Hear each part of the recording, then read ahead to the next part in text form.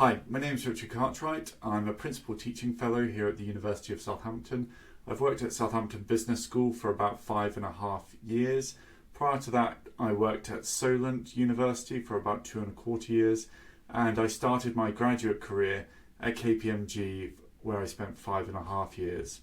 I spent my undergraduate at the University of Birmingham, which is a very similar institution to the University of Southampton. And the reason why I went to Birmingham rather than Southampton was purely because I'm from this area originally. I'm from the Southampton area originally, and much like lots of you, I kind of wanted to escape the parental home, so I ran away to Birmingham. 2 weeks into my graduate job at KPMG, I had an accident which has left me wheelchair bound. I was rather foolish. I got drunk and I dived into a fountain, and it resulted in a spinal cord injury at level C5. And basically what that means is I have no dexterity in my hands and fingers, I have very little power in my upper body, and as a result I'm wheelchair bound as well. So I push a sort of a hybrid wheelchair, somewhere between a manual wheelchair and an electric wheelchair. And that sort of gives you a bit of a background to my level of disability, and we'll move forward now and think about how that's impacted my career and how I approached working at KPMG and then subsequently approached working at the universities that I have done.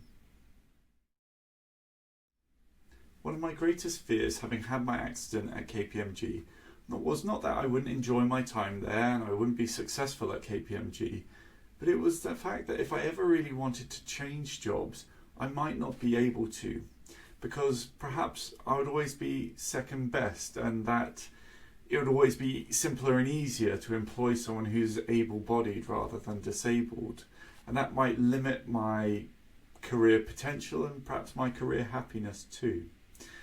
I'm really pleased to say that actually isn't my experience whatsoever.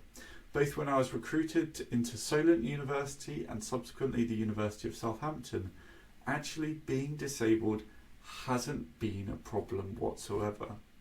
Now, I'm conscious that I have wheels sticking out of my bum, and to some extent people with hidden disabilities may have a different perspective as to whether or not they should disclose. In my applications, I've always disclosed the fact that I'm disabled. I've not necessarily asked to be a part of the guaranteed interview scheme, although I think it is an excellent scheme that you should consider using if you want to. But I've been really pleased to say that actually, in my experience, I've not been discriminated against in terms of my applications. In terms of the support that the university offered me as a candidate, well, they did offer the guaranteed interview scheme, but I don't think I elected to adopt for that option. But I simply asked for it to be held in a wheelchair accessible room, and then having worked already at a previous institution, I could have a really frank and fair discussion over the type of assistance that I thought I really needed. And predominantly the reasonable adjustments that I have asked for is a wheelchair accessible classroom, and I guess that probably makes sense, but also adjustments to my workload allocation model and my timetable. So I don't start any of my lectures before 10 a.m, and that's because it takes slightly longer for me to get to work than perhaps it would do for an able-bodied person.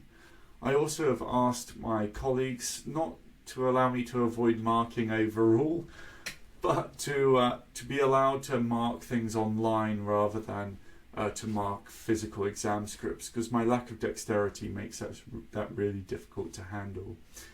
So I've been really upfront in respect to my disability and my understanding of how it will impact my work. And what I'm really pleased to say is that my employers throughout have actually been incredibly accommodating. It's not just been the universities, but KPMG too was incredibly supportive.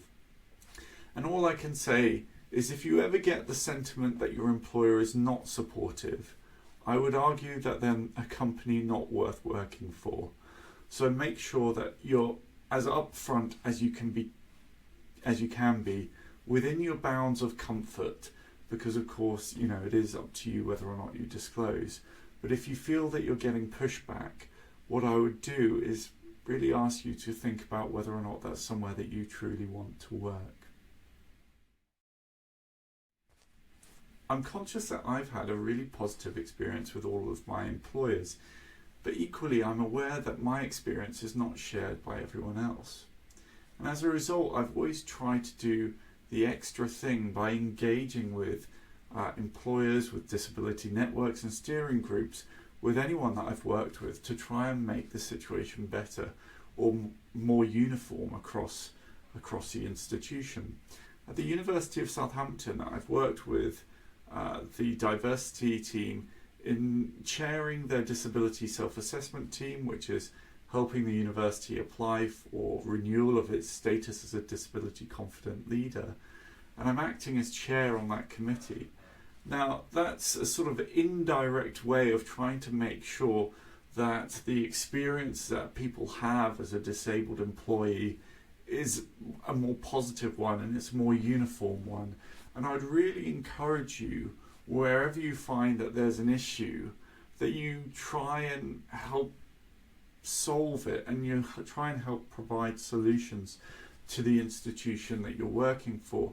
If you actively engage with most organisations, or any organisation that, again, you really want to work for, then hopefully you'll have a positive experience from your volunteering of your effort. And it, to some extent, is a little bit self-serving too. If you've not had a great experience, but you're able to contribute in a constructive way, then actually most organisations that want to learn will want to learn from your experience. And disability, as we all know, is so diffuse. As soon as you sort of fall away from being that able-bodied individual, then actually your requirements are going to be so considerably different to one another that organisations quite often find it really difficult to get things right. And if you can constructively engage with them, then actually I think that's a really good mechanism for building trust with one another and also making sure that your environment improves for yourself too. My advice to students entering employment with a disability is exactly the same as my advice for students who are entering employment in the workplace without a disability, and that's for you to just go for it. I think there is absolutely no reason why you shouldn't be seeking to pursue a career that you're interested in just because you have a disability. I want you to spend some time thinking and reflecting upon what you're really interested in. But if you get to a situation where you really don't know what you want to do, then my advice would be to apply for something, because you might find that you really like it. And if you don't really like it, you'll probably know that that type of line of work is not really for you. Now, I know that can be a little bit scary when you're applying for graduate jobs, because the field is so competitive and they're asking you to jump through a whole bunch of hoops. But you are not starting the rest of your career. You are applying for your first job. And when I entered the workplace at KPMG, I thought I would be there forever. And within 5.5 years, I'd left.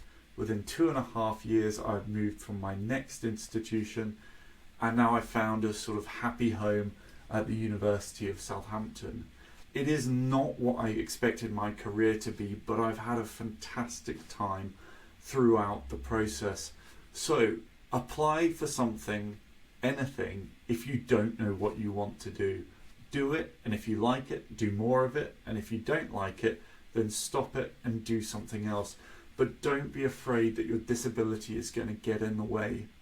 If you're working with a forward-thinking organisation, your disability won't be a problem. And in fact, as I found in my time at university, the fact that you have a disability and the fact that you might have to work differently can actually be a strength rather than something that's holding you back. I want to see as many graduates in meaningful employment as possible. And so if you have any questions or if you think that I can be of assistance, then please don't hesitate to get in touch at r.j.cartwright@sutton.ac.uk. You're obviously a brilliant person if you've managed to get into Southampton. I want you to do brilliant things whilst you're at Southampton, so make sure you take up as many extracurricular opportunities as you feel you can within your capacity to do well on your course.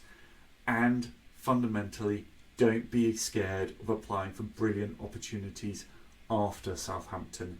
I want you to be brilliant alumni who come back and give back to sessions like this and offer advice to your peers and future students going forwards. Thanks again for watching, and please don't hesitate to get in touch if you do have any questions.